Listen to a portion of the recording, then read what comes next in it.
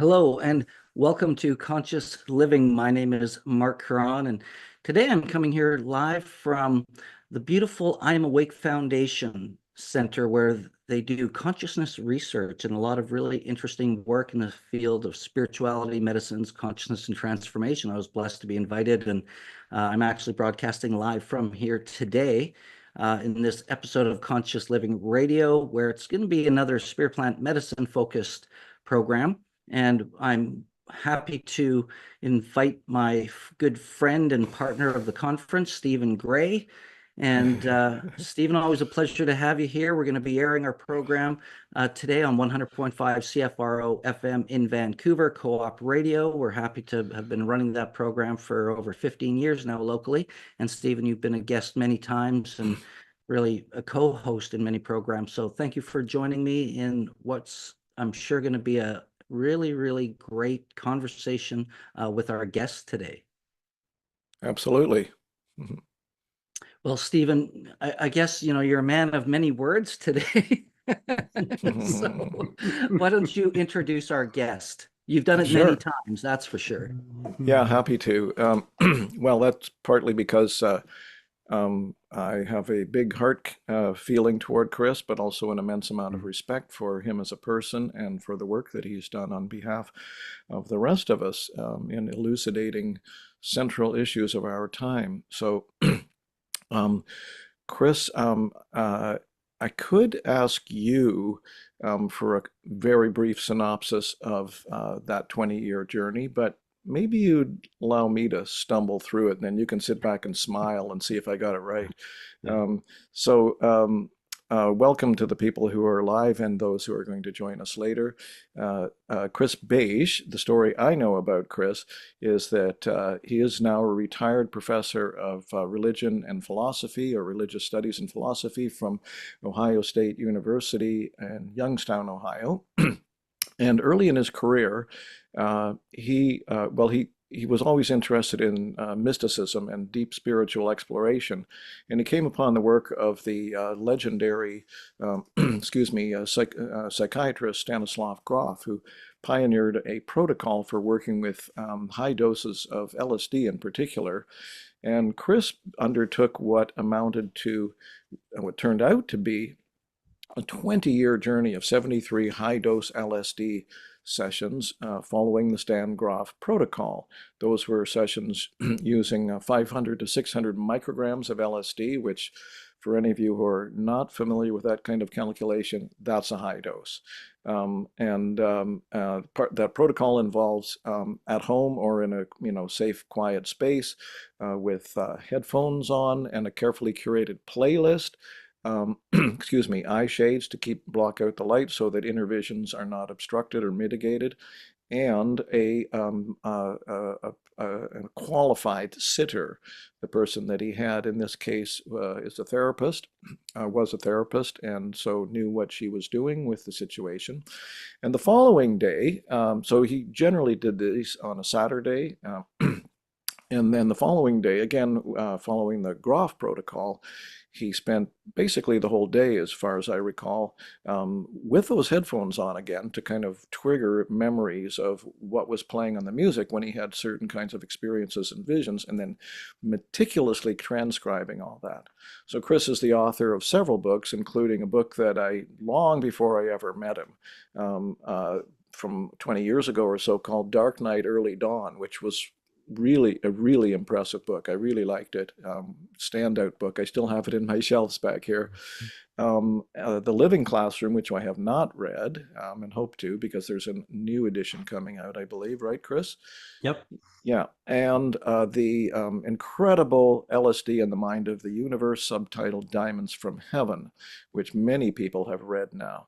So excuse me, I just want to add a little bit more about how I understand what happened in that 20-year journey. Mind you, this would be like an all-day description if it were to do justice to what happened. But the very, very short version is, and again, please correct the nuances of this if I didn't quite remember it correctly, Chris.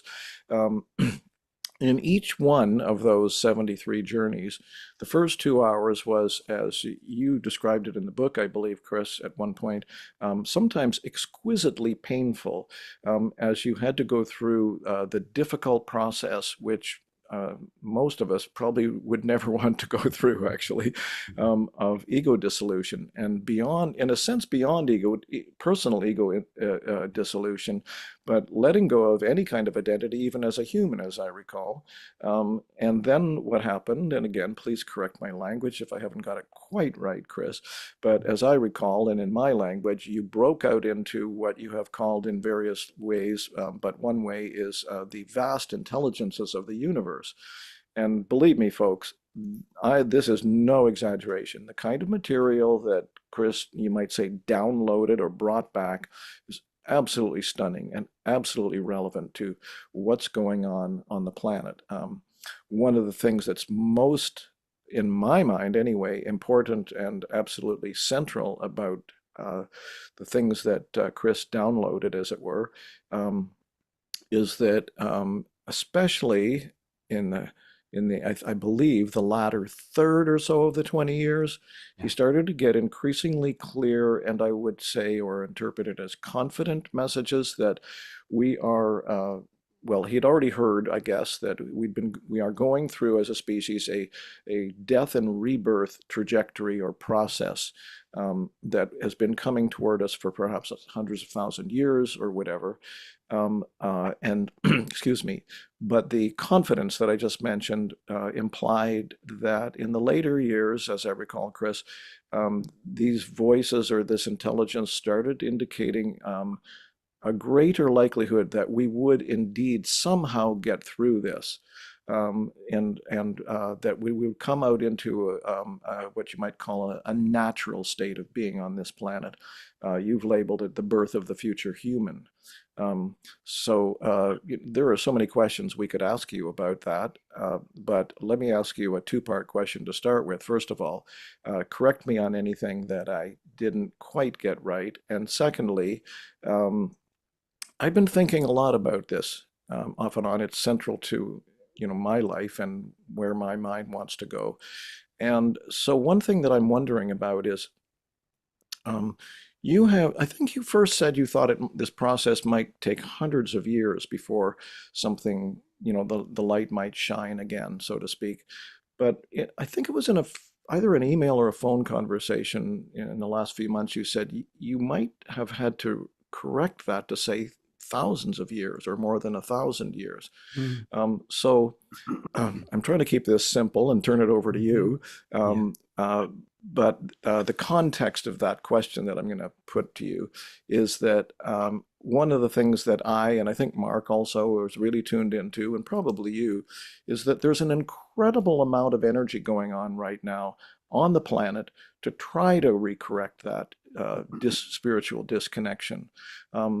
So, I guess the question is it really going to be a complete, emptying and dying off over the next decades, or might there be a crossfade where things start to lighten up, or the light starts to shine in more to counterbalance that dissolution, so to speak, species dissolution over the next decades? For example, pardon me, one more little thing, because you know this. You're the person who turned Dwayne Elgin on to me for my book, How Psychedelics Can Help Save the World. And he laid out sort of a possible scenario over the next 6 or 7 decades that might result in what he called the birth of a mature planetary civilization. So how are you seeing all that now, timelines and all that? Yeah. First, Stephen, thank you, buddy, for that very nice and warm introduction. I really appreciate our friendship, and I appreciate what you're doing with the conference, and Marc, you too. This is a great conference. It's my favorite psychedelic conference to participate in, and I always find it such a rich setting and audience and soup to ask and answer, to address these types of questions. So to focus specifically on the question you ask, I would strengthen the visionary component. It was really less like messages downloading as deep and profound immersion into transtemporal states of consciousness, going into what I call deep time, letting go, moving outside linear time. And also these visions started coming into me when I was a good 12, 14 years into my process. So a lot of things that happened before then, ego death, entering into this collective suffering of entering into what I think is some dimension of the collective unconscious of humanity, which stores all of its pain and suffering that humanity has experienced, just as an individual stores their individual trauma. Going through that and going into archetypal reality. And when I was in archetypal reality, beginning this work, I began to download a series of visionary encounters, which kept on showing me the same basic story, that humanity was coming to a pivot point in its evolutionary journey, that we're like the karmic streams of history were entering a canyon. We were about to go through a revolutionary pivot that would be we would see it in time as a before and after transformational event, of an event that was so powerful, it was going to literally trigger a shift in the collective psyche of humanity, so that all beings born after this shift had taken place would be operating out of a different inner landscape, a different collective psychic landscape. And this was I just was completely unprepared for this, because I had begun this work thinking that this was about personal transformation, and then thinking it was about maybe personal awakening, spiritual awakening.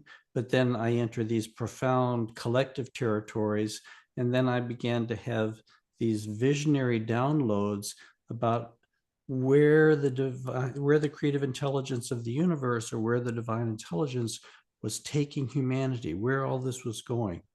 And so there's these deep experiences of extraordinary spiritual awakening taking place at a collective level, extreme transformation, and a deep intelligence working inside nature, inside history, underneath us all, bringing this about. And then, but it didn't show me how this was ever going to take place. It didn't show me the how of it. And then in 1995, which look how long ago this is, almost 30 years ago, I went through a very deep experience in which I was dissolved well beyond egoic identity, dissolved into the human species, became one with the human family, and in that condition experienced the death and rebirth of humanity, a profound unraveling, a loss of control. It was a global systems crisis that seemed to be triggered by a cascading series of eco-crises.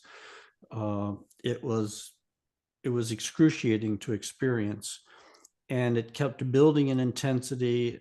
And I experienced this not as a human being, not as an individual human being, but I experienced this as the species. And then it seemed to be getting deeper and deeper. We were all forced into survival mode. And just when it was at its worst, the peak passed and the dangers began to recede, and we began to pick ourselves up and to put the pieces back together. And when we did, we were changed. We found that something had been unleashed in us, something had been tapped into, something had been broken open at the very deep level of our being, so that when we began to build after this crisis, all of our work, all of our being, all of our relationships were filled with new insights, new values, new understandings of the human project. And there was a creative contagion that where the work of individuals and collectives fed back into each other, that was just spiraling us into very quickly into a new condition. I think now that's the basic outline, and that's clear. But like Black Elk, in the visions that he received as a young boy about the future of his people, my visions did not come with dates, and it did not come with a lot of detail. There were a lot of attention paid to the mechanisms involved, but not to the specific pattern of causation other than this escalating global eco crisis. Also, it did not come with dates. So I don't really have a sense of from the visionary perspective, when this will happen, how long it will last. So in order to fill in all that information, I have to turn to the scientists in terms of their calculations for the depth and the speed with which the eco crisis is moving. I turn to people like Dwayne Elgin, who has been processing all this information for decades. And I've come to, first, I've been surprised that the crisis is coming at us as fast as it has. I thought we had more time, but it's coming at us fast. It's coming at us hard. We're still in the early stages. And I think Dwayne is right. The next 50 years are going to be absolutely pivotal in terms of the intensity of the ecological forces that will be bearing down on us, that we'll have to be responding to. I don't think we have 1,000 years if we don't address this. I think of this as kind of, and again, I don't say this as a psychonaut or as a visionary. I say this just as a person trying to understand historical information. I think this thing may take 3 or 4 generations, and if we don't make the pivot within that time frame, we may lose the planet. I think the 21st century is the critical century that is going to bring us to our knees and force us to make choices that we're not willing to make now for a variety of different reasons. Yeah.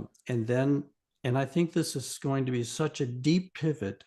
It's going to result in a shift in what I might call the plate tectonics of the collective psyche, a shift at the very, very core of our being. And in other ways, I think this represents a culmination of a reincarnational process which has been building for thousands, tens of thousands, hundreds of thousands of years. I think we've been gestating the next iteration of the human condition for all this time. We've been reincarnating, learning, exploring, growing, becoming more. Gestation is long. Labor is short and intense, life-threatening. I think we've been in gestation for a long time, and we are entering into labor, which is going to be a volatile and very dangerous period. And I think we will give birth to this new human, this future human. Many people are having this vision. They call it different things: Homo spiritualis, Homo noeticus. But basically, there is this common intuition that something new is coming up underneath us. It's coming into expression underneath us. And it's being driven by the same intelligence that drove the creation of galaxies, the creation of the planet, the emergence of life on the planet, the emergence of conscious awareness on the planet. This is being driven from deep inside the process. Now, I think that we classically say there are no certain outcomes. Everybody has to exert full and complete exertion for us to get through this. Like labor, it's potentially life-threatening, and mothers die in labor, children die in labor all the time. I understand that, and I really endorse that. And at the same time, the entire trajectory of my psychedelic experience, particularly those in the last 5 years or so, took me so deep into the future with such realistic perception and gave me experiences of what this future human will be like. And those touches of the future of humanity just bring me to my knees. They're so extraordinarily beautiful. It's our deepest dreams come true. And I experienced this pivot as something which was yet to be accomplished, but also had already been accomplished. So that from deep time, I experienced this as an actuality that had taken place. And yet from my linear time, it's an actuality which is yet to take place. And So in my heart, I don't doubt that humanity will make it through this transition. My concern is how many of our children, how many of the world's children will have to die before we come to our spiritual senses. Mm. So that definitely leaves it open for, as you say, incredible exertion, which is something that's really important to people like Mark and I. Very important. Oh Let me yeah. mention in that context, one of the things that this series, visionary series, showed me is that as we enter deeper into crisis, the whole foundation of the psyche and our culture will be shifting into what chaos theoreticians would call non-linear systems. There'd be so much energy, so much engagement, high energy engagement, that we would be shifting out of a linear dynamic of history into a nonlinear. And in nonlinear, we know something about how nonlinear systems behave and some of the characteristics. And one of the important characteristics is, in a nonlinear condition, systems are particularly susceptible to small influences, small perturbations. And that means as we go into this crisis, the actions of individuals will have proportionately greater impact than they would have had at earlier, more quiet periods of history. So the individual becomes a more dynamic player moving forward than individuals have been in the past. That's an incredibly important message for people. Go ahead, Mark. I see your mouth moving. Well, you did partly answer what I was thinking a little bit, Chris, because there's so much you said there, and then my question is what can we do as individuals, as groups, as collective society? And it's hard enough to organize important stuff in the world Yeah. for a lot of people. How do you suggest that we move forward from starting as me to we to the many? What Yeah. do you think is a good approach for that? Yeah. I think there are probably people who are better qualified and more skilled at filling in that particular piece of how can we respond. I mean, I know Dwayne Elgin is really good at that. Other people are really focused on how can we move forward dynamically, creatively in this process. And so I'd rather not. I know Barbara Marx Hubbard was great. Remember on her wheel and all the different professions. I think it's going to take all of us to get through this. It'll take all the scientists, all the educators, all the politicians, all the artists. It's going to take every one of us and all the skills that we bring to our various livelihoods to move into this. What I would offer is the metaphysical perspective that comes from reincarnation research, and without going into the data supporting this. But the basic vision is, when we incarnate, we choose our incarnation. We choose the time and place and circumstances of our birth. And therefore, it's an axiom of my thought that all the human beings on the planet right now knew what they were getting into when they chose to incarnate in this century under these very demanding circumstances. And they chose to incarnate with a specific kind of karmic agenda, with a specific sense of how to contribute. So I think each one of us all we need to do is look deeply, look under our feet, to look at where we are, who we are, how we are positioned. And the question is not really, I think, how do we find the right thing to do? I think the deeper question is, will we have the courage? Where do we find the courage to do what we discover that we can do? Absolutely. I think the essence of this pivot is a pivot into oneness, an awakening of oneness underneath our feet, which will completely change technology, how we apply technology, international conflict, social relationships, organization of society. That fundamental awakening in the human heart, the healing of the human heart, and awakening into a true, deep, vivid, mystical experience of the fundamental oneness of all life. And that means that's an inclusive vision.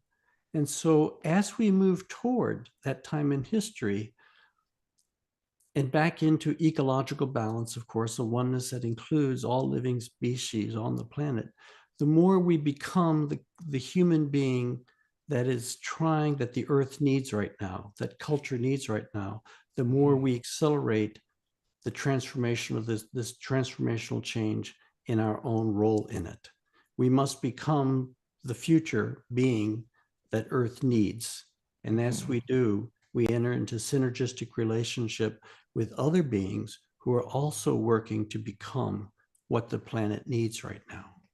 Yeah, Now, beautiful. that's not very, no specifics. There are other people who are better Hmm. with the specifics. Yeah. Right. Well, I agree with you, I mean, in the sense that we don't know what people need to do. And if I may dare a bit of a provisional answer about that, I've got Mark interested in this term that I got from Stephen Herod Buhner, which I believe he translated from William Blake, which is follow the golden thread.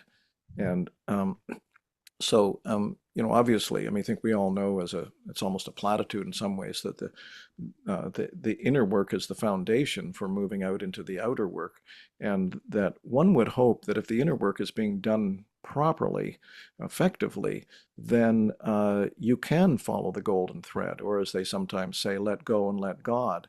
And then it's like that's, I think, another central component of this revision that we're dealing with is we're moving, hopefully, or we need to move from sort of head-based calculation of how to move through the world to heart-based or intuitive-based, through that. And then I'll just add one more thing before tossing it back to you, if I may, Chris. One of our other speakers, Mary Sanders, just sent me the title of her talk for the Spirit Plant Medicine conference for this year, and it's Reimagining Collective Care as a Path to Liberation. And seems to me that's another central component of it. You talk about us moving toward oneness. So the recognition of the power of connection and shared vision and shared prayer, you might even say, shared manifestation, seems to me central to this movement forward. Yeah, I think And so. I just wanted to add one more thing, if I could, gentlemen, because Stephen, you said something about, you mentioned the head and you mentioned the heart.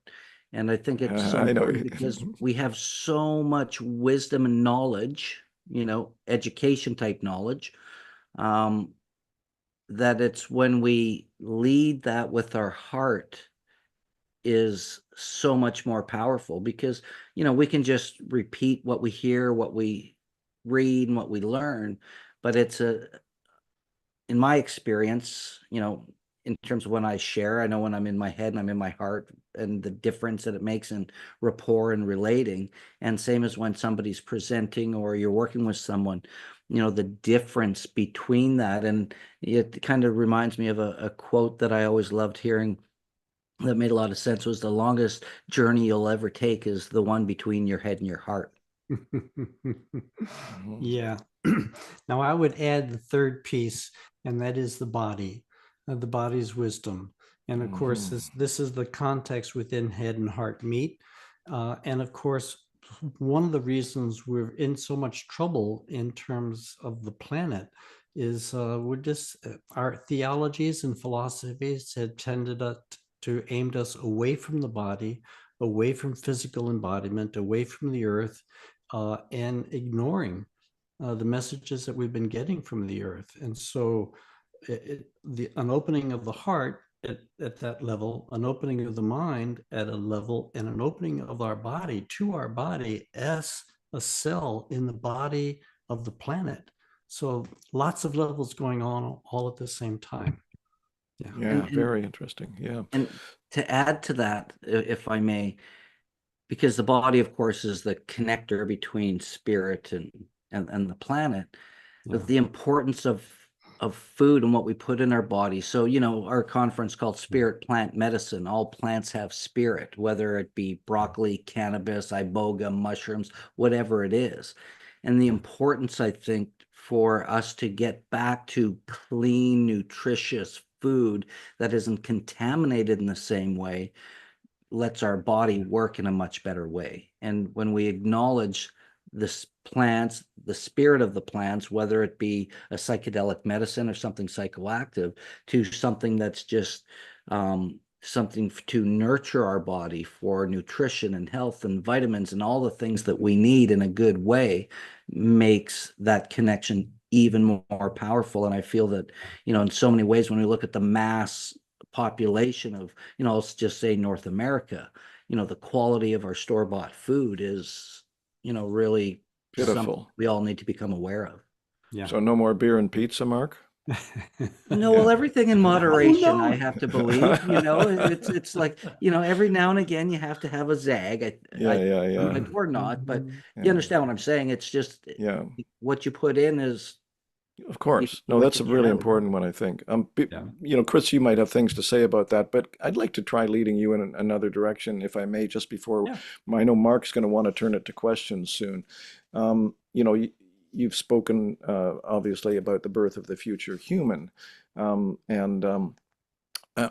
there's a kind of humorous saying from the famous baseball catcher and pitcher from the Yankees from way back when, Yogi Berra, who was prone to these sort of malapropisms that ended up kind of making sense anyway. And one of them was something like, if you don't know where you're going, you might end up somewhere else. So my question is, it's a sort of like a two-part question. Is like, and I don't even know if you can answer this. I know you don't want to step beyond the bounds of your knowledge, but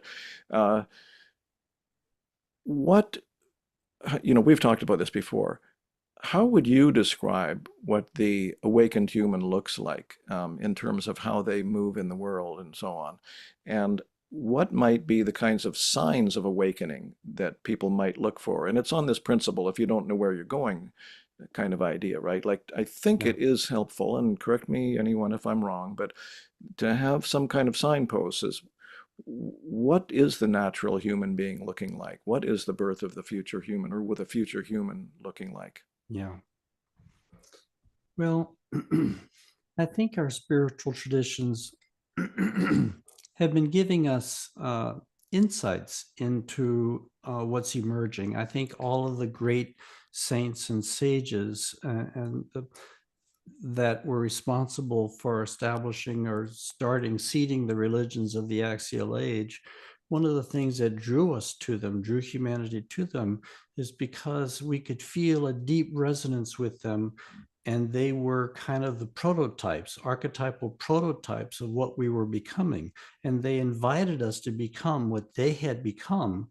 And in that way, I think in the Buddhas and the prophets and the Christ and the great saints of all the deepest spiritual traditions, we can see the prototypes of what's coming.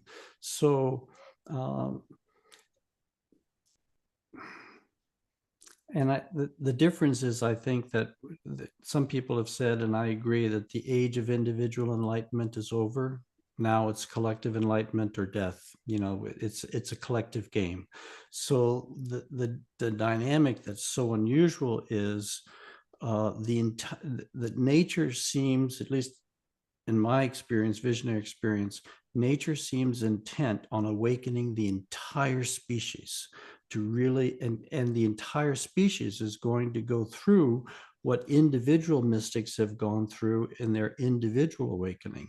The individual mystic goes through the dark night of the soul, a period of intense purification, offloading past karma, past negativity or behavior, en route to entering into a clearer state of awareness, which we would call spiritual awakening or enlightenment or something along those lines.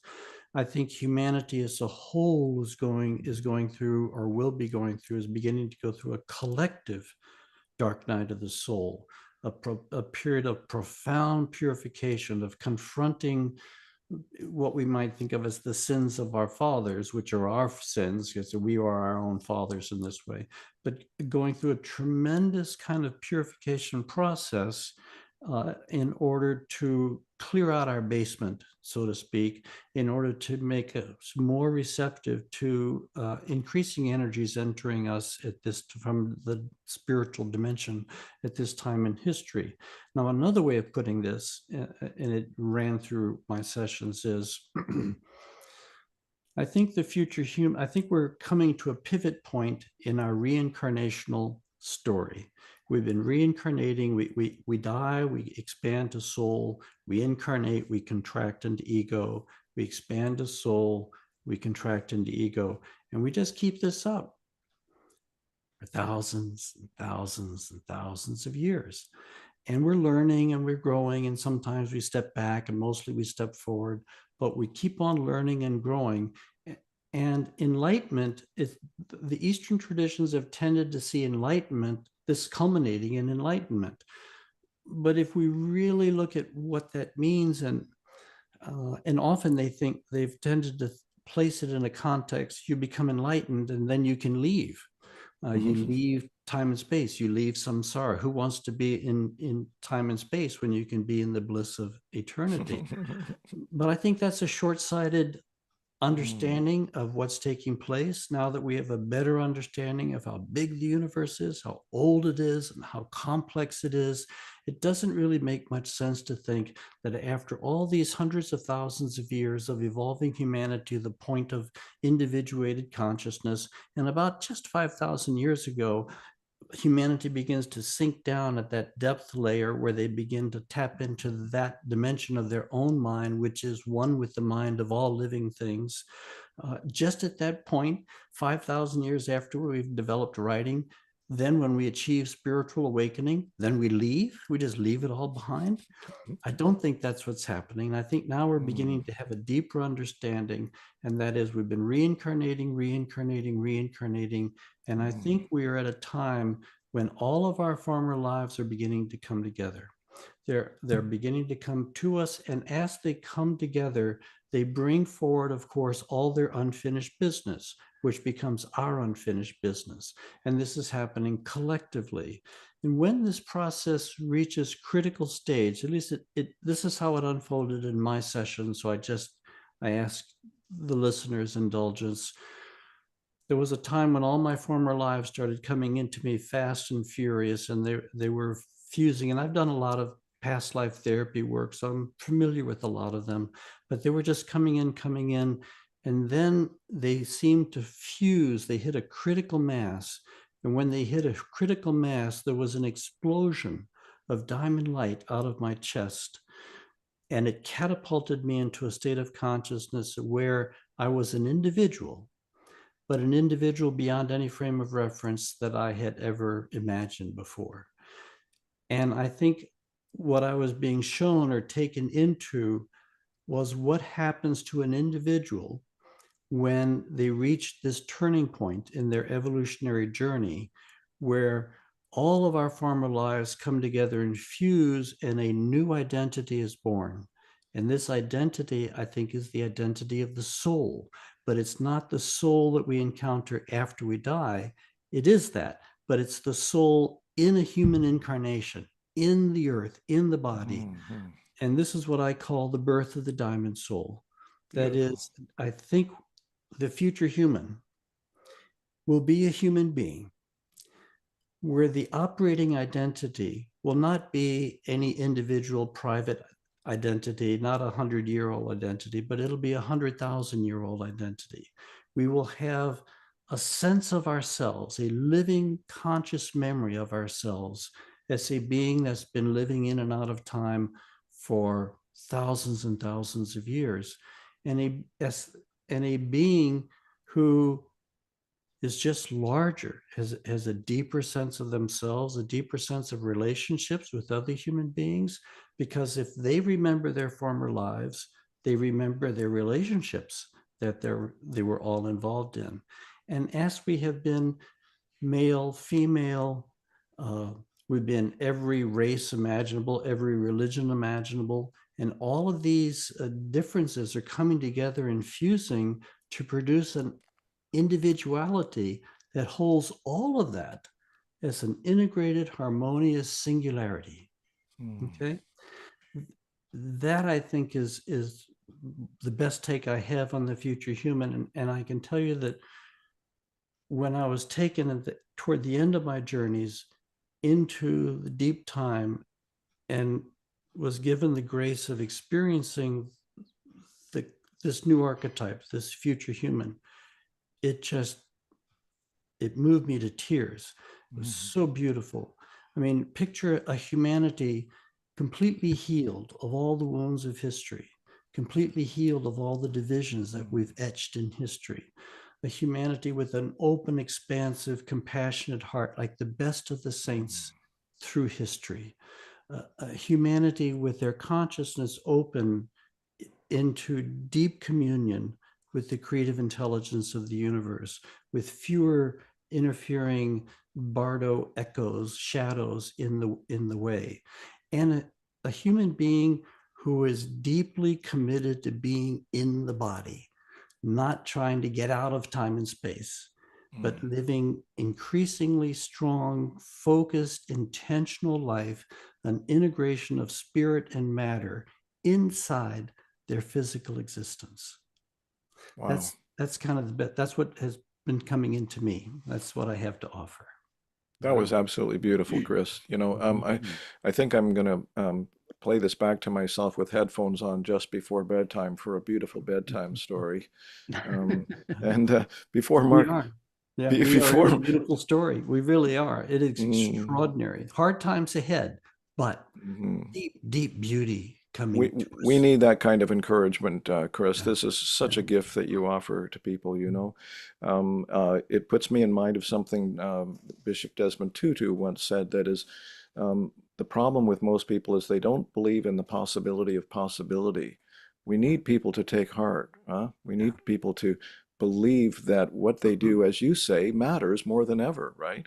Yeah. Anyway, I'm guessing, Mark, you'd like to open it up to some questions. Yeah, in just a second, I just wanted to add to that because I believe that, as human beings, we can do so much more than that we think we can do. Yeah. We have such an ability to push through, to persevere, to, I don't mean work hard as in, crazy, but we can do more than we think we can do.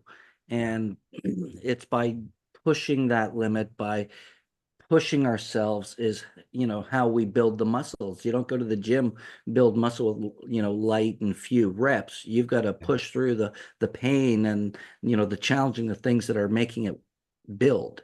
And I think it's something that in some cases, and I can speak for myself personally, that we sometimes get a little soft, and to remember that we have the ability to be able to have that strength to push through. So Sure do.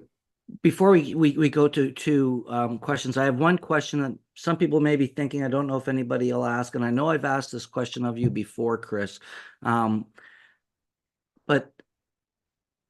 you've done such an amazing work on 72 high dose journeys. And as a professor of religious studies, most people would think that's not what a professor of religious studies would be doing, because the stigma of what LSD might be seen as. Yeah. What inspired you to choose that direction or that path for this deep dive philosophical work? And what would you say to anybody who, after hearing what you've done and experienced, is there anything that you would say to them in terms of, some sage advice? Starting at the end, my advice is please don't do it. Please don't do it the way I did it. I was young and foolish. I understand much more now than I did then. I would advise a different protocol. But how I got into this is a simple story.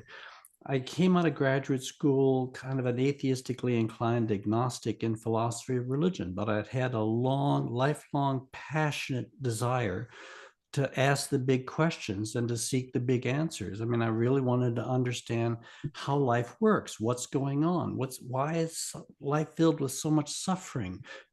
Is there an intelligence inside the universe expressing itself? I really wanted to answer those questions if I could.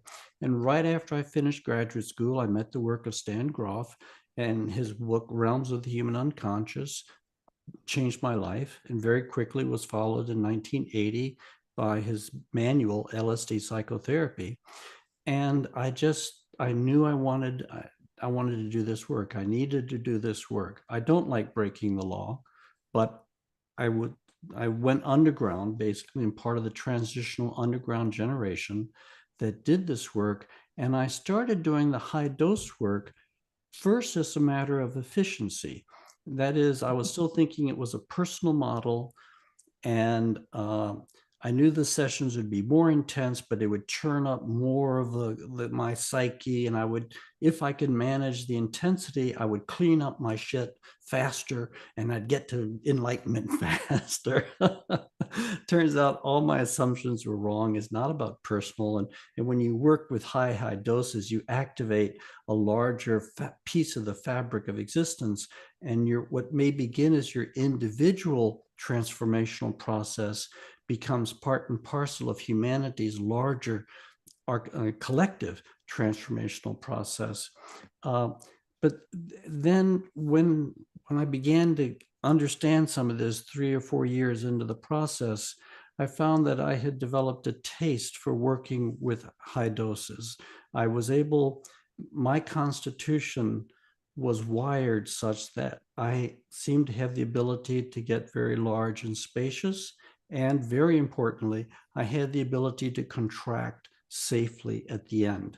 And this is, not everybody, a lot of people shouldn't work with psychedelics at all. And a lot of people should not work with high doses of a powerful psychedelic like LSD. So this is, and I would do it differently, even if you have a natural aptitude, even if you have the capacity, even if you have the strong social setting that supports you in this work, I would be much gentler. I would be take a gentler way in. I'd work with more lower doses. I would balance the occasional high dose with integrating lower doses. I'd work with not only LSD, but I'd balance it with working with psilocybin or ayahuasca, the vegetative psychedelics.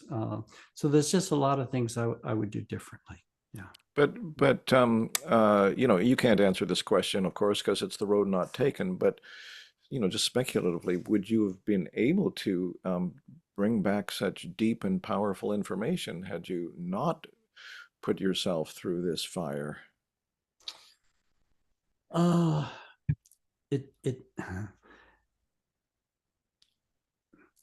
found that it takes a lot of work and a lot of discipline in order, when you go very deep in the universe and you transcend so many levels of time and space and identity and species identity and into archetypal and beyond archetypal reality.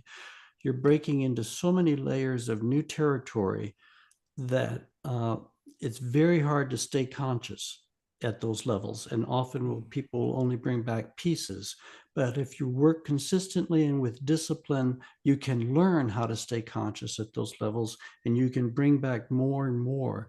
But it's a discipline. It really, for me, it's a philosophical discipline to really not only engage and break into new territory, but to bring the experiences back and get them down in writing or art or music, different people in different modalities, but to bring them inside one's being, to learn to live by the insights that they give you. So I may not have gone out as far as I ended up going out, but I also learned that going out is not everything that I thought it was going to be in the early stages. I thought that the farther out you went, the more profound the impact would have and allow you to hold and change your life, and you'd become an enlightened being. And so depth was related to, if you did it right, was related to stabilizing the impact of these deep immersions. What I learned is that it's a much more complicated process than I had initially thought. The process of retaining and holding on to those experiences is much bigger than simply remembering them. To integrate a journey is different than integrating individual sessions. And I found that the task of integrating such a radical journey, it will take me lifetimes, I think, to integrate where I went. And I don't think I could ever integrate them in that sense of being able to hold them, enter them, live from them during my current lifetime. There's just, the universe is too big, and it took me in too deeply to sort of hold it.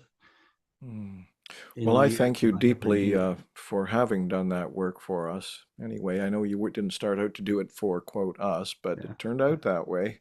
Turned out that way. Yeah. Yeah, I like the comment on efficiency. yeah. Yeah. So we have a comment here in the chat. Melanie White says, "Thank you, Chris. She loved the book LSD in the Mind of the Universe, and thank you for sharing your insights with us tonight."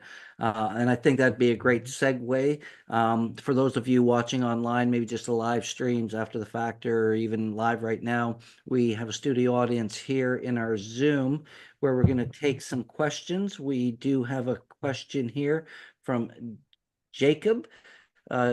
Michael, if you can bring Jacob in, we'll unmute him and we'll hear what he has to ask. Welcome to the program, Jacob. Thanks for joining us and asking a question. Yeah, thank you. It's going to be my first Spirit Plant Medicine conference this year, so very exciting to kind of join you beforehand. I was deeply struck by the book, Christopher, and it articulated a process that I seem to find myself in some of the early stages of, not to presuppose that it would go in the same direction, but certainly I'd never encountered anybody who had been dropping into those collective levels. And yeah, much more to say about the richness of the work. But the question I wanted to put to you is really whether you'd really encountered, like, how does this process and journey for you relate to Christology, or did you have kind of Christ avatar experiences, and how does that kind of map onto the process for you?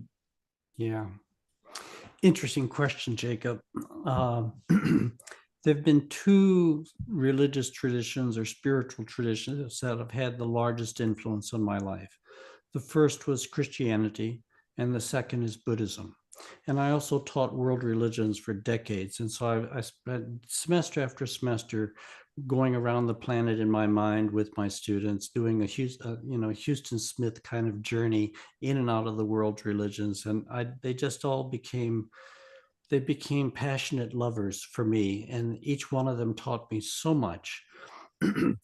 And while I started, in a sense, within the Christian framework, I also began to understand over time that Christ is the fruition of a spiritual impulse in the Middle East that parallels in certain seminal ways the fruition of the spiritual impulse in India, the fruition in Africa, the fruition in South America, that I began to see larger patterns. So for me, if Christology is the study of the Christ archetype, for me, that archetype is bigger than Jesus, but it's a larger dynamic of profound awakening of the human heart, profound awakening of the mind, of the spirit. So I live and breathe in kind of the universalist waters, which on the one hand recognizes the distinctness of each of the lineages, but also recognize the overlapping common ground. Now, I didn't have a lot of experiences of avatar kind of beings or angelic beings or even spirit guides. I didn't have, the machine elves encountered that people sometimes do with DMT. And I didn't have a lot of experience of individuated beings in my journey. And I know that a lot of people do. And so I don't question that the universe is filled with beings that we often encounter in psychedelic sessions. My sense is that the nature of the work I did, my sense is that maybe, this is a hypothesis, you have to be a being to experience beings. You have to be a self to experience selves in the universe. And if your work grinds you fine, just grinds you repeatedly into dust, then when that dust goes out into the universe, it sort of takes you into the fabric of life rather than putting you into individual dialogue with individual pieces of life, even deeply spiritual, large pieces of life. So I was drawn into archetypal dynamics, archetypal dimensions. I was drawn into, and I always was in, there was a consciousness guiding my sessions. I always felt in the hands of some massive consciousness, but this consciousness never appeared to me in any kind of concrete, physical-ish type of form. I felt it as a presence. It guided me deeper and deeper and deeper. It was open-ended and infinite, but it didn't distill itself into particular forms. So was that, you see how that kind of gets complicated around Christology? On the one hand, it affirms the deep essence of it. And on the other hand, it doesn't get concretized into our historically specific expressions, you see? Yeah. Was there a visual component to these journeys? Very strong visual components, not hallucinatory. I mean, I could pull off my eye shades in the middle of the journey and I was not hallucinating, but very, very deep visual components, yes. But I never saw the intelligence that I was experiencing so intimately. I mean, this intelligence would draw me into, it would purify me and beat me up and crush me and destroy me again and again. And then when I'd gone through the purification process, it would receive me and take me and educate me and take me through things over and over again until it was sure that I understood what it wanted me to know. And then it would take me on deeper, but it never adopted a form that I could identify as such. Wow. Well, Could thank I you so much for. Could I do a brief follow-up question? Sure. Nobody else has their hands up, so go for it. Cool. Your work also resonated a lot for me with that of Pierre Teilhard de Chardin, and I wondered if you're like, how do you feel his work kind of mapping with your sense of this kind of as an epochal birth period? Yeah. I just assuming you're familiar with his writings. And isn't it striking, the overlap? I mean, really, the profound insights that he had to humanity coming to a turning point and the noosphere. And, you know, he was trained as a geologist. And so he had this large historical landscape. And with his deep natural spirituality and his deep Christian faith, he saw so much. And I think there is an overlap. And I had read, you know, Chardin in graduate school, and I had read many spiritual teachers and many, but I don't think I mean, just to sort of anticipate a question that some readers might have, I don't think it shaped my experience of what actually happened in the sessions. It helped me understand and interpret what happened in the sessions, but the sessions had their own generative power, which seemed to be drawing from a different kind of source. But that Chardin saw as much as he saw, all on his own, in his, you know, non-amplified capacity. It's just awesome, yeah. Well, thank you so much for the question, Jacob. And if anybody else has any questions for Chris, now is the time. If you want to raise your digital can, turn your camera on, we'd be happy to take your question. Looks like we're good. Or you can raise your physical hand. Oh, there we go, Jackie. Are you good? There we go. We'll ask you to unmute here. Awesome. Hi, Chris. Hi, Jackie. Hi, everyone. So this is maybe like you had said in terms of like the movement of the planet and all the urgency and what direction we move into, that there are people better suited maybe to fill in the details. But I'm thinking about like, what are the things that might be happening now in terms of accelerating shifts in consciousness?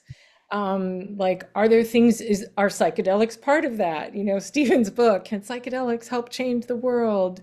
How do we stabilize those things? And I'm thinking about, like, I know there are groups of meditators, deep meditators, for example, who are working with low dose 5-MeO as a kind of uh, ally for achieving nature of mind meditation, or a kind of idea that somehow these excursions can help us restructure so that we can contain more or have more capacity for these shifts in consciousness.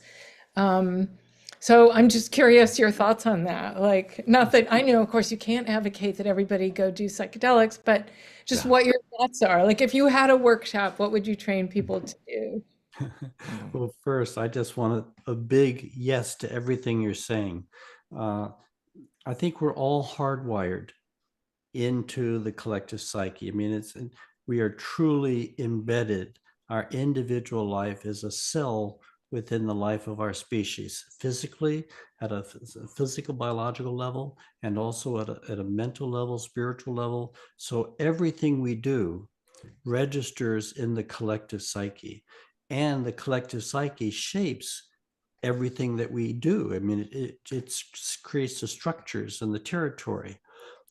So an extreme example is, I think when I die, I take my psychedelic experiences with me.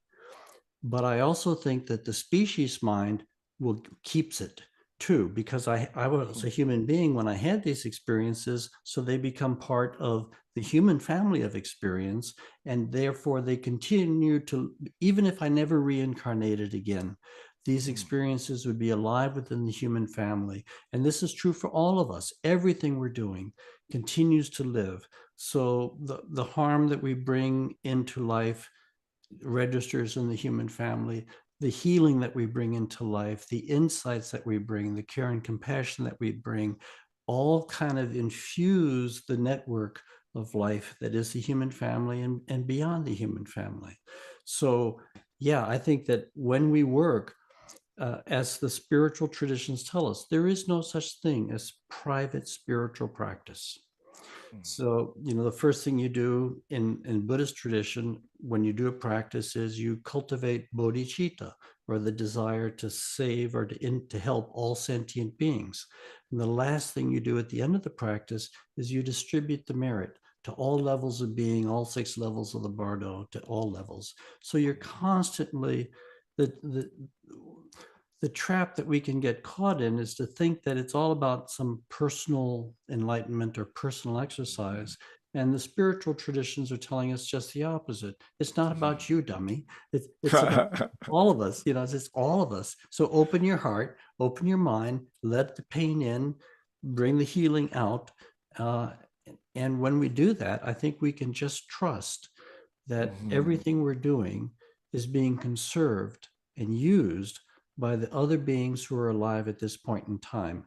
In fact, that's one of the things I'm going to be talking about at the conference, because in my life, I was an academic. I had to keep all this work completely hidden. I never let my students know what I was doing.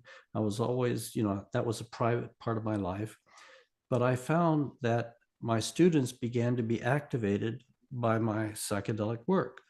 And there was a certain transparency opening between their mind and my mind. And I began to understand it was as if my students were showing me that what I had experienced about the nature of consciousness, that ultimately it's all one integrated consciousness. It was as if what was happening in my classroom was demonstrating that this is true. And eventually it forced me to learn an entirely new way of teaching that was respectful of these quantum fields that were emerging in our work together. So there is no such thing as private practice. There is no such thing, you know, we're all in this together. We're arm in arm. Everything we do serves everyone in the process. Beautiful. Yeah. Thank you. Wow. Thank you. Thank you for that question. Jackie was coming in from Philadelphia. It's really great to see people coming in from different parts of the world. We have another person joining us from Salisbury, UK, different parts of well, here's Albuquerque, New Mexico. It's one of the things I Hello, love about this Albuquerque. technology. All right, Michael K. Michael K has a question. I'll unmute you here, Michael. There we go. Oh, you're Oh, muted. you're not at your, you'll have to, there you go. You'll have to click the request. There you are. Hello, everyone. Hello. Yeah, I'm calling from Lake Geneva, Wisconsin. And Chris, I wanted to focus on your experience in the collective Mhm. of the human species Yeah. and relating that to individual efforts today. And you mentioned that you carry hope for the future. You were that we will come through this birthing process. But could you expand a little bit more on the relationship between the individual and collective? And with what you just said and the final comments on the last question, do you think that the right inspiration from the right individual will spread much faster in the future into the collective consciousness with acceptance, far faster than it has been in the past? Yeah. Well, if we just look at what's going on around us right now, America's in a presidential election, and we see a deeply divided country, and we couldn't have candidates more polar opposites than the candidates we have, and such deep polarization of the political spectrum. And we see this in so many different areas of discourse. So it is we're in very turbulent, choppy, uncertain times. And it's not just the truth that catalyzes connections with greater truth, but also lying catalyzes lying, and darkness catalyzes darkness. So the collective, this dynamic between the individual and the collective, is not simply a sunny side of the street dynamic. It also applies to the darker side of the street. And we see this in shamanic cultures where they are dealing not just with healing, but they're also dealing with dark forces and managing them or controlling them. I think, however, that Carl Jung is right, that nature tilts towards growth. I think it tilts towards us becoming more than we are, larger than we are, wiser than we are, more intelligent than we are. Nature tilts towards growth. And I think that if nature is trying to bring about this pivot towards this higher form of consciousness emerging, even though we are experiencing tremendous upheaval at the collective level, politically, socially, culturally, I think the deeper movement is towards higher, better, truer, clearer, better, good, more good. And so I think that if nature favors growth, that individuals who have made the transition in their own being that humanity is trying to make collectively, I think of those individuals as becoming kind of seed catalyst. Their very presence helps catalyze what's trying to emerge out underneath our feet at a collective level. So I do think that individuals have tremendous power to influence, not just physically, not just by physical contact, but all the spiritual traditions have recognized that there is a subtler form of influence that radiates around people when they do deep spiritual practice. That's why the Chinese traditions always valued having a contemplative practicing in their community outside of town. The Christian monasteries and nunneries have always understood that their work, their spiritual practice had a beneficent influence on the surrounding communities. So I think that's going to be increasing as we move forward. Yeah, beautiful. Great question. Thank you for that, Michael. And I think unless anybody else raises their hand in the next, half a second or so, we'll start wrapping up our program. And Chris, I want to just thank you for, the work that you do and let you know how much I appreciate you. I've got to know you over the past number of years as you've been a great supporter of the Spirit Plant Medicine Conference, and your graciousness, your wisdom, your energy, and that of your beautiful wife, Christina, as well. You know, it's just, it's so Yeah. beautiful to be in your presence and to hear your words and take that in. So I just want to let you know how grateful I am for you and the work that you do. And I'm going to have to pay you later when you get up here, Chris, because you know at the beginning you said it's one of the best psychedelic conferences ever. So thank you for that. Which leads into a segue that I just wanted to share with people that, you know, if you're here in the Zoom room and you're watching and you're thinking about coming to the conference, or you're not sure, or you're watching online, one of the things that we do is bring in this virtual aspect so that we can be live in person, maybe not in person, but we have a virtual community where you can connect with each other. You can have questions and answers with the speakers in the room as well. We bring in, Chris was one of our surprise guests last year who came in and talked to some folks in the room, and, you know, just have that different way of connecting and being able to participate, because not everybody, we understand, can come and join us physically. There's always limitations and time frames, but if you can join us in person, we'd love to see you there, and we love to see you in the virtual room. And the bonus of the virtual stuff too is you get replays, and you can come back into the membership and you can catch up on it instead of just getting that one hit from the room in a physical presence. So thank you so much for your work, Chris. I really appreciate the support bet, Mark. of you and your beautiful wife with our conference. And Thank you. I got a shirt for you because I know the ones you like. Ah, good. Yeah. I've worn the other ones so much. They're getting worn out. So a new shirt is good. You know, you're not the only one. As a funny side note, but it's true. I was at the Unicorn Music Festival, for those who don't know, and John Stockton is he's a beautiful soul, and he's a lawyer from the days of cannabis and everything else.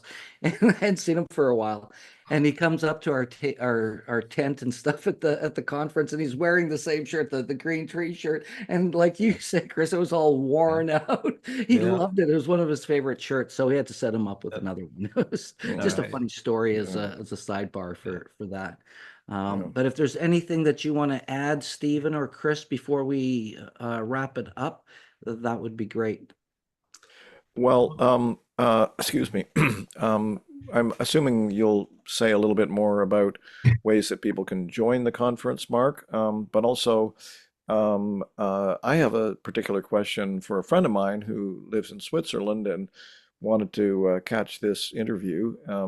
But it'll be 2 a.m. there right now, or when this started. And so how can he see this later? Because and the other thing I want to say to anyone who's still with us now, plus anyone who sees this later, is if you heard the things that Chris said today, along with perhaps other information that he has shared, this is absolutely important for our planet right now, to hear these things that Chris is saying. Absolutely central. And at the very least, I mean, you know, the basic ground of that, in a sense, is the encouragement and sort of upliftingness that's going to be needed as we go through these, you know, increasingly challenging times on the material level. I mean, there's going to be no doubt, you know, what's already happened, and it will increase further, is deeper levels of anxiety and depression and confusion and tendencies to grasp onto, you know, unreasonable hopes, such as, you know, what's going on in the MAGA movement, for example, et cetera, et cetera. So my dream, my hope is that thousands and thousands of people will watch this interview. And so, starting with my friend Craig in Switzerland, how can he tune into it, Mark? Well, what a great question, Stephen. Thanks for asking. It's really simple. First off, for anybody who signed up, we're going to send out an email with the direct link, but you can check out our Spirit Plant Medicine YouTube channel. It's streaming there live as we speak. You can check out our Facebook page as well. It's streaming live there as we speak. And so they're always there for replays after the fact. And if you're inspired or moved by what you're hearing, please share it with your friends, share it far and wide, and that helps the algorithms as well in the social media platforms to you know, start showing it more and more. So it's really important that if there's something here that moved you, please, find those and share them far and wide. So it's easy to find, and we'll send out some email reminders. So And just I would wanna like to add- put in one final pitch for people to attend the conference because of the kinds of things that Chris has been sharing is that we are moving into a collective journey. And quite honestly, this is not really a sales pitch. I don't see it that way. It's a call to a gathering. I've been tending to think of the conference as an empowerment hub now, that we can support and empower and encourage each other by meeting, whether it be, they can only make it virtually, or even better, of course, in person. It's part of the collective journey that we're working with here. Yeah. yeah, and I thanks again want for to sharing that, put in, if Steve. I can jump in and just put Please. another heartfelt plug for the conference, because I mean, truly, I just love going to the conference. It's an intimate conference. It's not like God bless maps, but it's not like the 13,000 mega conferences. This is a group of dedicated practitioners working with many therapeutic modalities, with many substances. There's opportunities for conversations, and a lot of new things get open there. I released Diamonds, LSD in the Mind of the Universe in 2019, I think it was, right? We got it early released there. And now at this conference, I'm going to be releasing, as part of my presentation, the new edition of the Living Classroom, which is the first time that I'm able to really tell the story of the role of psychedelics that psychedelic played in the ideas that I wrote about in the original version of 2000 of the Living Classroom in 2008, where I thought it was best to keep psychedelics out of the story. So there's new material that comes forward, new ideas, and there's just nothing like the contagious quality of being in the room with like-minded people and the interactions and exchanges that take place. It's just a really wonderful, wonderful place to be. Hey, Well, Chris, thank have you. you been talking to Colin at all about getting that book in time for the conference? Yes. Oh, good. I think we're going to have it in time. It's going to be an advance release. Uh, I'm, I'm, I don't know whether we'll have the paperback. I don't think the paperback is going to be out. And so that means it's going to be a bit pricey because it'll be the hardback, and it's SUNY Press, State University of New York Press. And, but yeah, we will have copies there. I wish we were going to have the paperback, but that won't be out for another year. Hey, Mark, maybe we could offer a slight special discount ticket price if they purchase the book at the same time. Well, that's a good one. I'm not sure how I would rip that out of my mind right now. I want to warn you, it's a pricey, I don't remember exactly what it is, but it's aimed at libraries, the hardback Gotcha. always is. Yeah. Who's the Well, publisher? we'll definitely share it out there far and wide for those interested, as well through our community. And thank you for your kind words, Chris. And it is let me just get the marbles out of my mouth.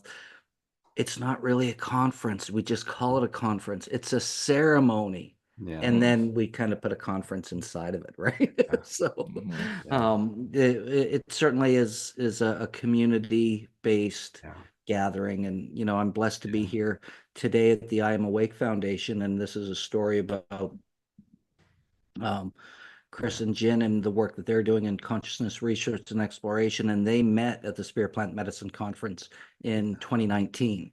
And their work grew from there. So they've been doing this beautiful work for 5 years. We've met so many people who have met and, created relationships and, doing business and working together and just connecting that we've seen is a great connecting opportunity. And even if you're not in person, you still have that ability in the virtual world as well, because you have the ability to connect and chat with like-minded people. So if you're interested, by all means, please join us. There's many ways to do so.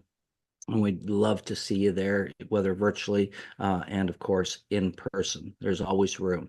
So that being said, I just want to thank you again, Chris, for the work you do. I look forward to seeing you and Christina again in the very near future. And Stephen, thank you as well for being my partner and co-host and everything that we do together. It's always a pleasure. And I also want to give a big shout out to Michael Kraus, who is behind the scenes. He's just a beautiful soul who does a lot of great work with Unify, the World Peace Movement, and many, many different things regarding spirituality and consciousness. There he is there. Michael, thank you for your support always as we do these programs so we can. Do you mind? Can I can't raise my hand because of the technology behind it. Well, you've got all the power really, man. So I know, what you need I to know. do. And I just wanted to deeply, deeply express my gratitude to you, specifically Chris, for your wisdom, for your knowledge, and having done the work for all of us. And what I really got from you, and really feeling into your energy, and you said presence early on, is where you've arrived in that deepest level of the gentleness of your heart. And that, to me, that is what we need to cultivate across the planet if we want to move into that new transformation. And I I would want to get emotional almost, because I can feel the presence of you, and I just deeply want to bow to you for your work, for your wisdom, for your knowledge, and the beauty of your soul. And thank you, and what an honor to be supporting this through the technology here in the background. And also thank you, Steve, and thank you, Mark. The beauty that shines through you is, and the commitment is unparalleled. So deeply great. grateful. Thank you for that, Michael. And as a segue, hey, Stephen, this Thursday, 2 days from now, we've got a great series coming up in the next month of pre-conference events and conversations. This Thursday, 4 o'clock, Marco Sanchez and Acacia Lewis will be joining us. And they're both absolutely brilliant. They were, in my humble opinion, no offense to any of the other speakers last year, they were the two strongest. And for me personally, they're both brilliant and have a lot of really relevant things to say. And hey, Michael, if you're still listening, lucky for you, Chris has gone beyond the level of spiritual realization where he's seduced by flattery.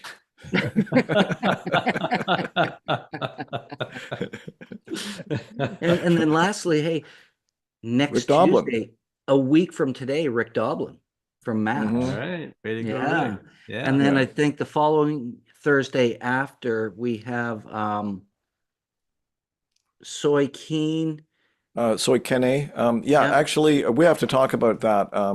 Hey, not the time. Let's just talk about who's joining us next Thursday, and we'll talk about that. No, so part of that, Keen, Mark, is we might possibly have to switch that to Wednesday for Anya, but we'll have to talk about it. Okay, next week, stay tuned. We got lots coming. Just check your emails and make sure you confirm that so you get everything. We'll be posting that. We just want to let everybody know. So with that being said, I just want to wrap up with a nice little closing for Conscious Living on Co-op Radio. My name is Marc Caron, joined by Stephen Gray and our special guest, Chris Bache, here on 100.5 CFRO FM in Vancouver. Until next time, take care of each other. Thank you. Everybody.